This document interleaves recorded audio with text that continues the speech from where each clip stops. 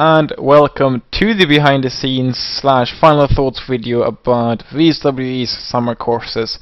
So just I don't know, 2.5 hours ago I finished the final lecture of Vswe's summer courses, and therefore I thought I would have a sort of behind the scenes, a final thoughts video. What happens in the future with this project? What am I going to do with it? Can you still hand in assignments and so on? I'm going to answer all those questions. But just before I do that, I'm going to show you what Vswe's summer courses is, if you haven't heard about them already.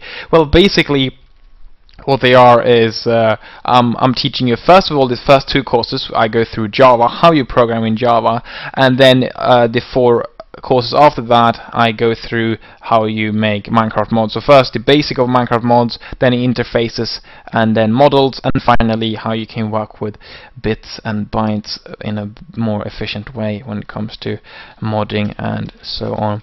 And I'm just going to show a few things here. So these droids here are a part of one course, and then we have this machine here with its interface here. It's part of another, like so. So there are plenty of things to learn here, and if you don't know Java at all or anything at all, then you can start with the first course and just go from there. If you already know Java, then you can take the next course. Each course consists of a few lectures, which is, well, they are 90 minutes each, and then you can just watch those. They are all on YouTube, or you can reach them also from the course page. We'll take a look on that in just a second. So this was just a short little thing there, if you didn't know what they were already. So I'm just going to take you on a very short behind the scenes on how how my setup works, how I do these things, how I prepare a lecture, and so on. And well, to do so, well, at the moment we're just in my coding view here in Eclipse here. If we zoom out a bit, we'll see the full window here, and this is my main screen where I do all the work. But if we actually zoom out even more, we can see the full setup, which is quite wide, so we won't really see too much. So I have 3 screens here where I do all the work. Let's take a better look, like by aligning them like this. So at the top there you see my main screen. That's what you are seeing well, during the lecture. Sometimes zoomed in at the very code. At other times you might see the whole screen.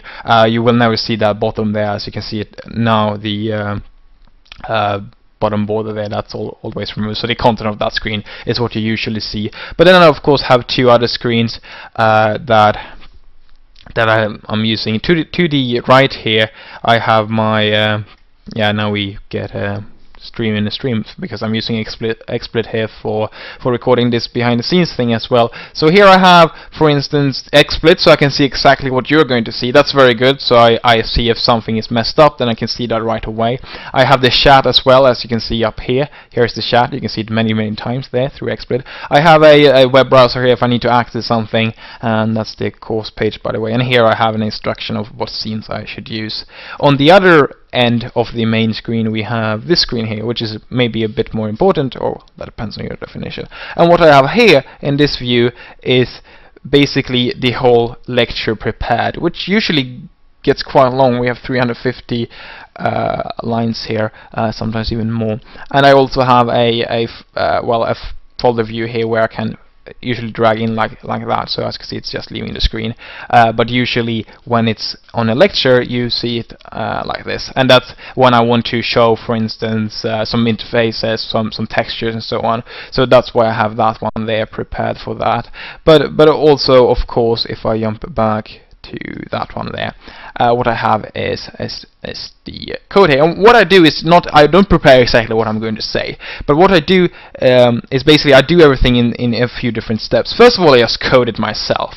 So I code all of the things I want to talk about, all of the things we're going to code during the lecture. But then when that has been coded, then I make this file here. And what this file here is basically that I split up all the different topics that I've coded about in like orders of what I'm going to do. So in the previous lecture, the one I have open here, the last one, then what I have here is first set up the block color block like so, and then when that is done, we see here like in the block info.java, I should add these different things there, and I should add these in blocks, and then I need to add that line in the config handler. Then I need to get a new header there, so when I've done all of what I have up here, then it's time to start adding the item. And to do so, I have some code here, but it's not finished. This is not our final code, because later on we add some aesthetics, then I have another header, so I sort of prepare that file. When that file is done, so I have everything in different steps, so as you can see they are quite big steps, then what I do is I code it like as if I would have a lecture once for myself, so I can take time to make sure, alright, does this take 90 minutes in total, or well 45 minutes, is that good timing, and maybe I'll see that I've done something wrong and so on. So when I actually get to the lecture, that's the third time I actually code the whole thing.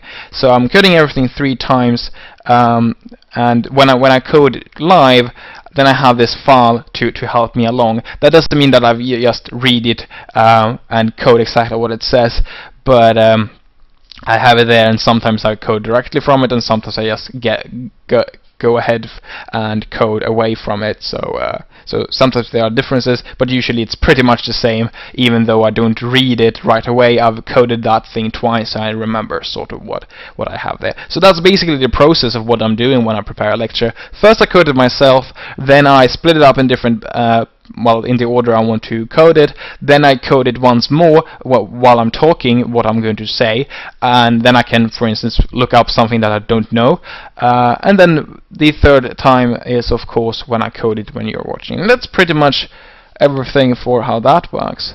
So that was sort of the behind the scenes part here.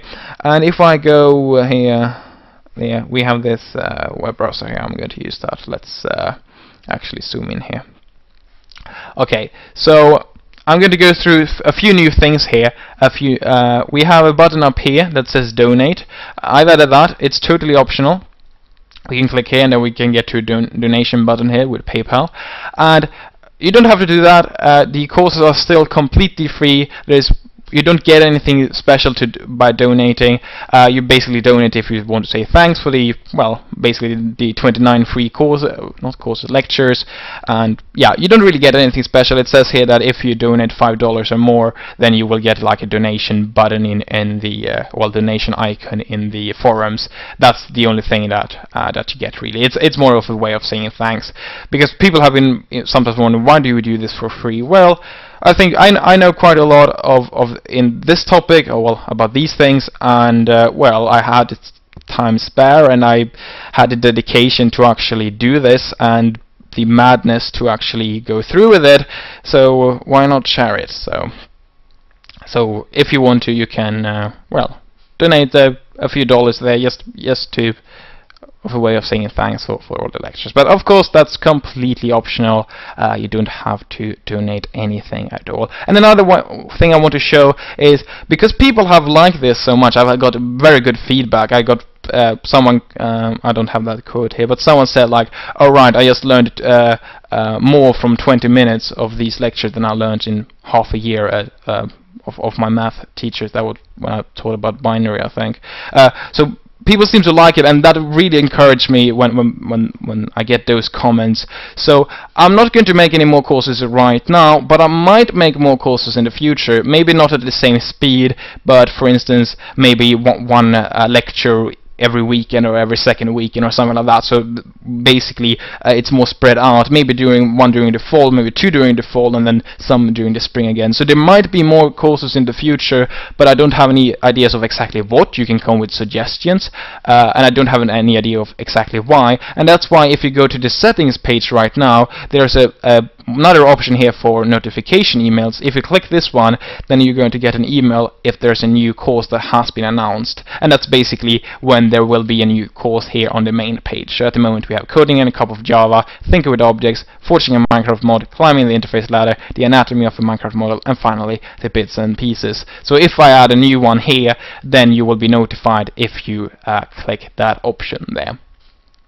So speaking of the future, what I'm going to do next here, if you have an assignment that you haven't started with yet and want to do later on, that's totally fine. People usually ask, how long can I hand in the assignments, when's the deadline? I'm planning of continuing with this project for a long time, even though I might not add a lot of new extra courses. I'm still going to support the project, which means that I'm going to mark the assignments, I'm going to answer questions in the forums, and so on. So I'm not going to stop that. When people ask when is the deadline, I say, well, you can hand it in for a few years at least. So do it in your own pace and ask questions on the forums. That's totally fine. But yeah, that's pretty much it. I'm pretty tired now. I've had 29 lectures during the last 45 days. It takes like 11 to 14 hours to prepare a lecture, and in the last 13 days I've had 11 lectures, so that has been quite a lot. The reason is because I have a train to catch in a few hours. We can go and take a look at the schedule. So the green one is the current one, so as you can see it's not too long after the last lecture there, the Minecraft Bit Magic there, and this is when I have to go and catch that train. But like I said, that doesn't mean that I will stop marking the assignments, even though I'm probably not going to mark any assignments on the train, but after that train travel. If you hand in your assignment, I'm going to mark them, and that's pretty much it for now. Thank you all for taking a look on this behind the scenes. It wasn't too much, but some final thoughts there. Thank you all for hanging around with this course. I hope you've learned a lot. I've learned a lot myself, but I hope you've learned a ton how to make mods and coding in Java. If you have any new mods that you've made as a part of this course, or as a result of these courses, just tweet me about it. I will be happy to see those, and I can retweet any links there to your mods, so people can see those as well. But yeah, that's pretty much it. Now I'm exhausted. Thank you all, and yeah, I don't know. I'll see you later. Goodbye.